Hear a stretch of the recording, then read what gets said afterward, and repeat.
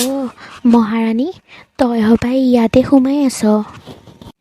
এতিয়া আৰু তই কিমান দিন এনেকৈ সোমাই থাকিবি ৰুমতে কাম বন নকৰাকৈ? মা, এইবোৰ আপুনি কি কৈছে? মা, তই মোক মা বুলি নেমাতিবি। তই মোক মা বুলি মতাৰ অধিকাৰ হেৰুৱাইছ। মোক যে কিহে পাইছিলে নহয় তোৰ নিচিনা এজনী কুলক্ষণীক মোৰ ল'ৰাটোলৈ বিয়া পাতি আনিবলৈ। আৰু তোক বিয়া পাতি অনাৰ কাৰণে মই মোৰ একমাত্ৰ ল'ৰাটোকো হেৰুৱাব লগা হ'ল। অমংগলীয়া মোৰ ল'ৰাটোৰ মূৰটো খালি আৰু এতিয়া তই ইয়াতে সোমাই থাক। মা, আজিলৈকে নোহোৱা হোৱানো কিমান দিন হৈছে? আপুনিচোন জানেই মই এই দুখ কষ্টবোৰৰ পৰা ওলাবই পৰা নাই। তোৰ এইবোৰ বাহানা মাৰি থাকিব নালাগে। তোৰ কি আহে যায়? আজি বাদে কাইলৈ তই বেলেগলৈ গুচি যাবি। আমিহে মৰিলোঁ আৰু। আমি গোটেই ঘৰখন ল'ৰাটোৰ উপাৰ্জনতেই চলি আছিলোঁ। এতিয়া তই আহি ল'ৰাটোকো মাৰিলি। মাৰ বাপেৰৰ ঘৰতো তোক এতিয়া আদৰি নলয়। ভাল আমাৰ মূৰতে কলংক হ'লি। আমাক যে কিহে পাইছিলে নহয় তোক চাই চিতি বিয়া পাতি আনিবলৈ। ডাঙৰ মূৰ্খামি কৰিলোঁ। মা, কি হৈছেনো? কিটো হ'ব আৰু, তোৰ এই কুলক্ষণী নৌবৰজনীৰ কথাকে কৈছোঁ। বিয়া হৈ আহিয়ে তোৰ ককায়েৰৰ মূৰটো খালে।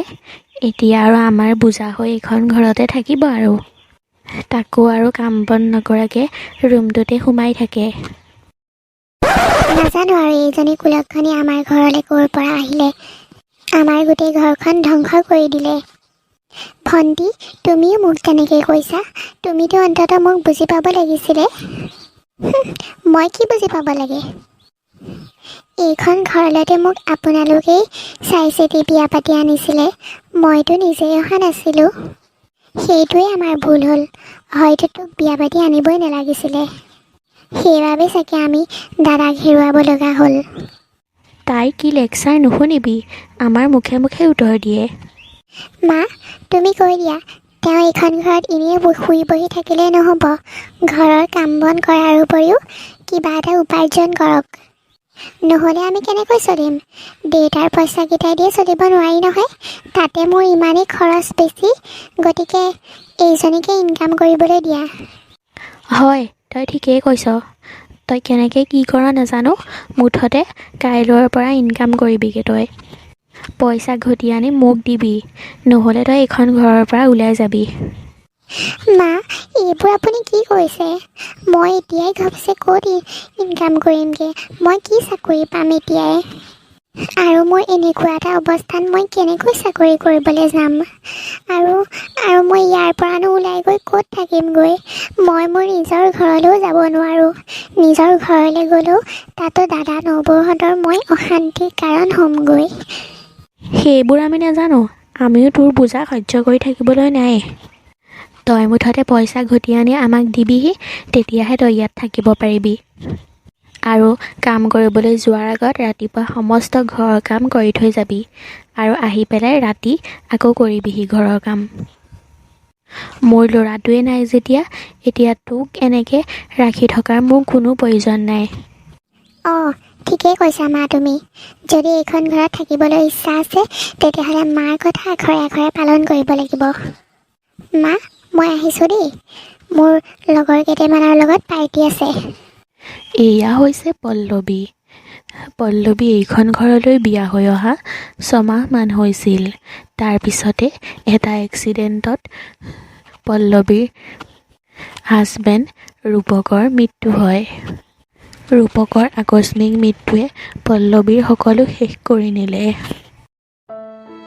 আৰু অৱশেষত ৰূপকৰ মৃত্যু সকলোৱে পল্লৱীৰ ওপৰতেই দোষ চাপি দিলে। এতিয়া ৰূপকৰ সকাম হৈ যোৱাৰ কেইদিনমান পিছতেই সকলোৱে পল্লৱীক টান কথা শুনাবলৈ ধৰিলে। ৰূপকৰ মাক আৰু ভনীয়েকে পল্লৱীক ক'লে যে তাই ঘৰখনৰ সম্পূৰ্ণ খৰচ উঠাব লাগে। যদি খৰচ বহন কৰিব নোৱাৰে, তেতিয়াহ'লে তাই সেই ঘৰ এৰি গুচি যাব লাগিব। মই ক'লৈ যাম? কি কৰিম বাৰু? এতিয়া মই এই অৱস্থাত চাকৰি এটা কেনেকৈ বিচাৰোঁগৈ? মাৰ ঘৰতো ক'ব নোৱাৰোঁ, তেওঁলোকেও মোৰ কোনো দায়িত্ব নলয়। ল'বনো কেনেকৈ? ঘৰৰ বাকী মানুহবোৰ আছেই। মই যোৱাটো দাদা বৌহঁতে ভাল নাপাব। মই তেওঁলোকৰ বোজা হৈ থাকিবলগীয়া হ'ব।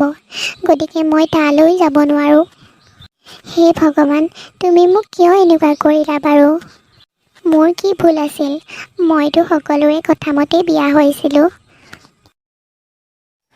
আৰু পল্লৱীয়ে তেনেদৰে দিনটো অফিচত চাকৰি বিচাৰোঁতে লাষ্টত গৈ এটা অফিচত পল্লৱীয়ে চাকৰি এটা যোগাৰ কৰিব পাৰিলে।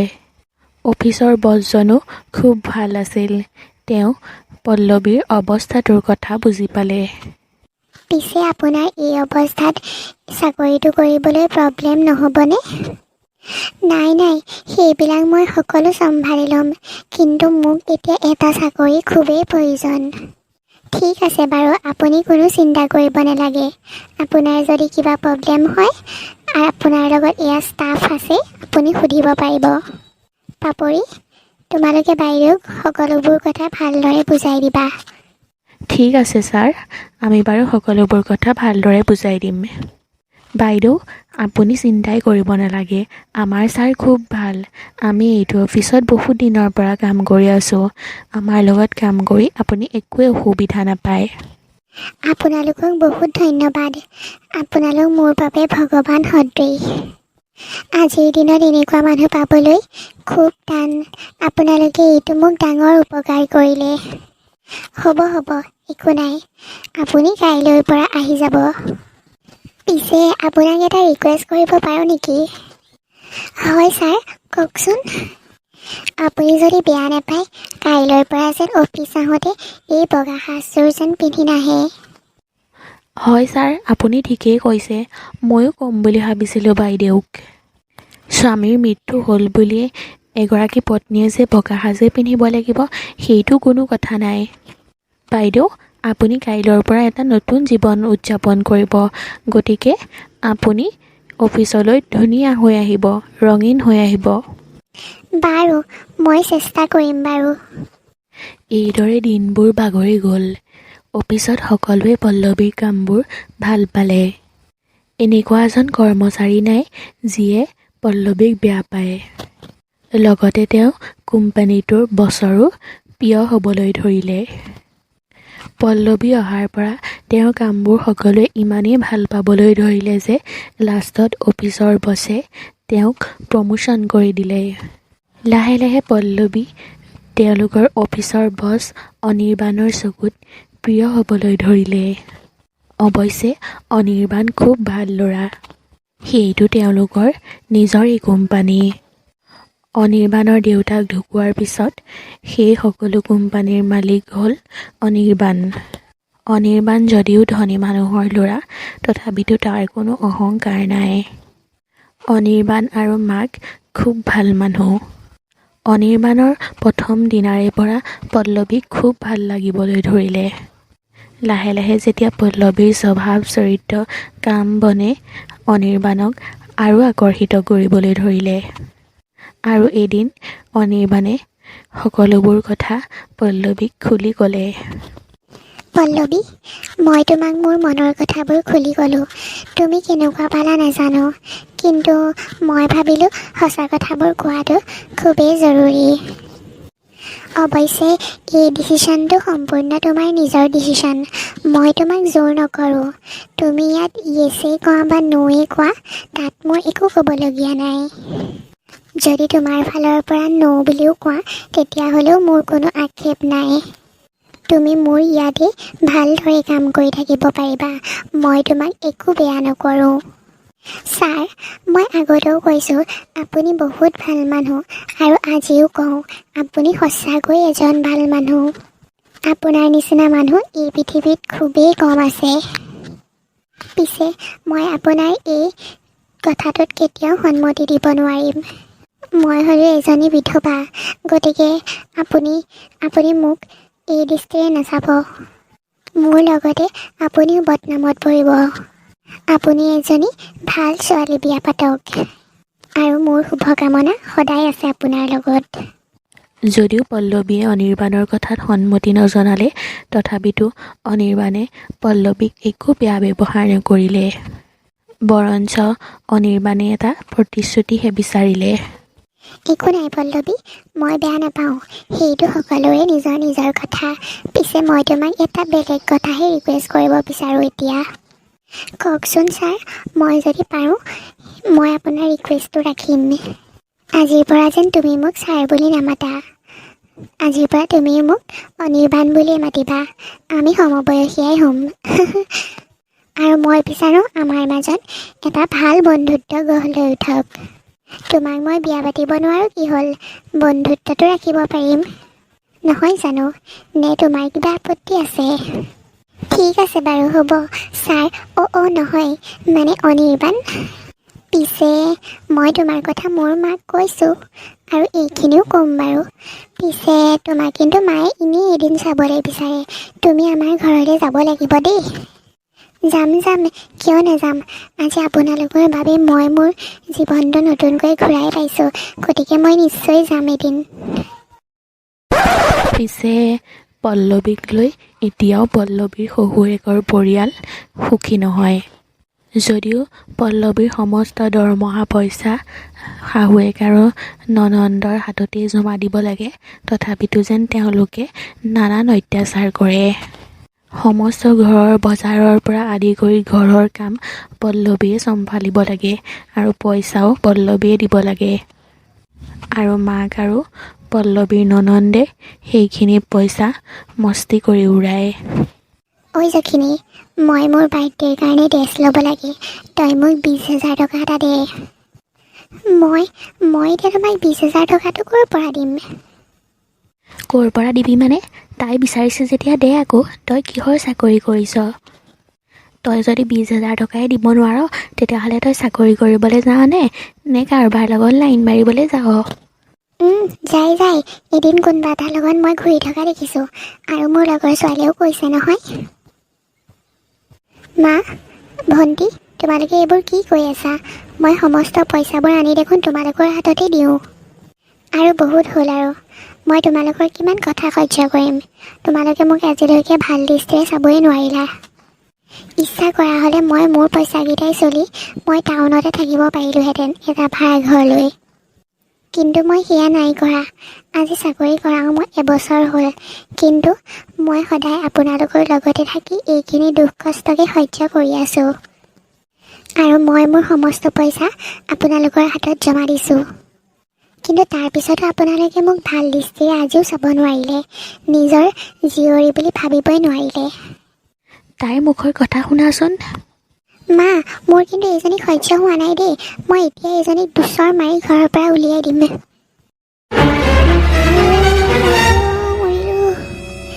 যা তই আমাৰ ঘৰৰ পৰা ওলাই যা। দে এইজনীক ভালকৈ দে, মাৰি পেলা। মোৰ ল'ৰাটোক মৰা নিচিনাকৈ তাইকো মাৰি পেলা। আৰে এইবোৰ কি হৈছে? পল্লৱী, তোমাৰ কি হ'ল? ঠিকে আছানে? অনিৰ্বাণ, তুমি ইয়াত? তোমাৰ কি হৈছে? হস্পিটেল লৈ যাওঁ নেকি? তেজ ওলাইছে দেখোন তোমাৰ কপালৰ পৰা। নাই একো নাই, ঠিকে আছোঁ। মিছা নক'বা, তোমাৰ কি হৈছিল কোৱা। নাই মোৰ একো হোৱা নাই। এনেই মই মূৰ ঘূৰাই পৰি গৈছিলোঁ, সেইটো কাৰণে তেজ ওলাই গৈছে। কোন হয় আপোনালোক? লোকৰ ঘৰত এনেকৈ মাত বোল নিদিয়াকৈ সোমাই আহিছে যে। আৰু আমাৰ পাৰ্চনেল মেটাৰত সোমাব কি দৰকাৰ? কি কথা ক'বলৈ আহিছে আপোনালোকে? আপোনালোক এনেকুৱাই মেণ্টেলিটিৰ মানুহ নে? হ'ব অনিৰ্বাণ, তুমি কিয় আহিছিলা? সেইবোৰ বাদ দিয়া, তুমি আগ ধৰি কি হৈছিল সঁচা কথাবোৰ ক'বানে মোক? সিহঁতি নকয় সঁচা কথা, মই ক'ম তোমাক সঁচা কথা। দেউতা, তোমাৰ কি হৈছে? তুমি এতিয়াই ভিতৰলৈ যোৱা। এই মানুহজনক কিহে পালে? আপোনাৰ কি দৰকাৰ ওলাই আহিবলৈ? ভিতৰলৈ যাওক।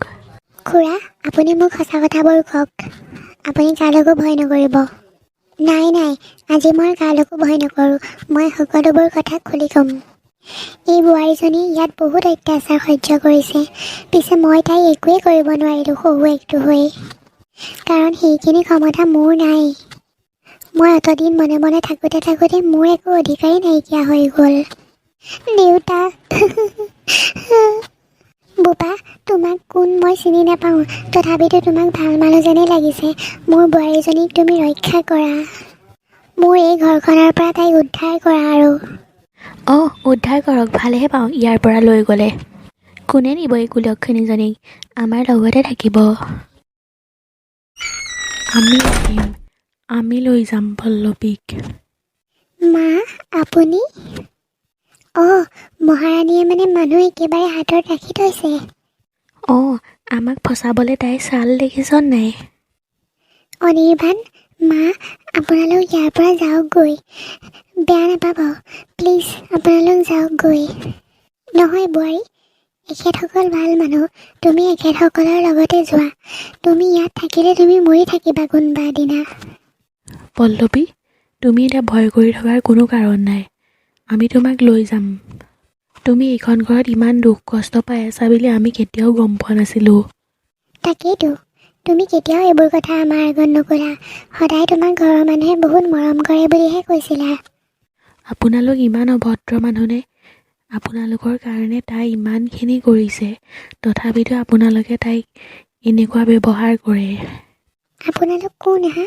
আমাক উপদেশ দিবলৈ আমাৰ ঘৰৰ মাজত আপোনালোকে কিয় সোমাইছে পল্লৱী আমাৰ অফিচত কাম কৰে আৰু তাইৰ লগত আমাৰ ভাল গতিকে মায়ে মই ভাবিলোঁ আজি পল্লৱীৰ ঘৰৰ পৰা আহোঁগৈ আৰু তাইক ছাৰপ্ৰাইজ দিওঁ আৰু আহি দেখিছোঁ পল্লৱীক আপোনালোকে এনেকুৱা ব্যৱহাৰ কৰে ভালেই হ'ল আমি জানিলোঁ যেতিয়া পল্লৱীক এতিয়া লৈ যাম আৰু পল্লৱীক মই মোৰ ল'ৰালৈ বিয়া পাতি নিম কি তাই বিধৱা হয় আপোনালোকৰ কাৰণে তাই বিধৱা আৰু সেইটো কাৰণে আপোনালোকে তাইক এনেকুৱা ব্যৱহাৰ কৰিছে কিন্তু আমাৰ কাৰণে তাই বিধৱা নহয় মোৰ কাৰণে আজিৰ পৰা তাই বোৱাৰীৰ লগতে এজনী ছোৱালী ঠিকেই কৈছা মা আমি আজিৰ পৰা পল্লৱীক এটা নতুন জীৱন দিম আজিৰ পৰা পল্লৱী মোৰ পত্নী আৰু তাই আজিৰ পৰা আমাৰ ঘৰত ৰাজসুখত থাকিব চি আপোনালোকৰ আজিৰ দিনতো এনেকুৱা মানসিকতা আপোনালোকৰ পুত্ৰ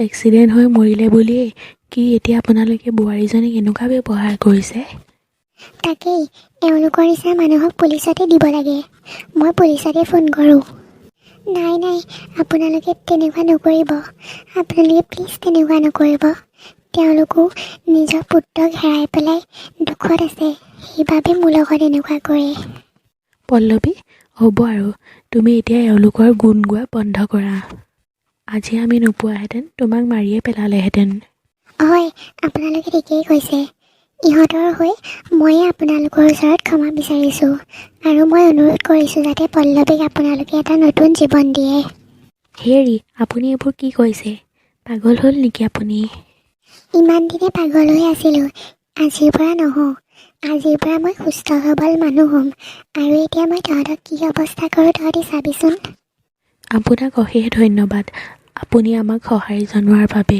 আৰু এতিয়া আমি পল্লৱীক লৈ যাওঁ তাই আজিৰ পৰা আমাৰ বোৱাৰী আৰু আজিৰ পৰা আপোনালোকৰ লগত তাই কোনো যোগসূত্ৰ নাৰাখে ব'লা পল্লৱী ব'লা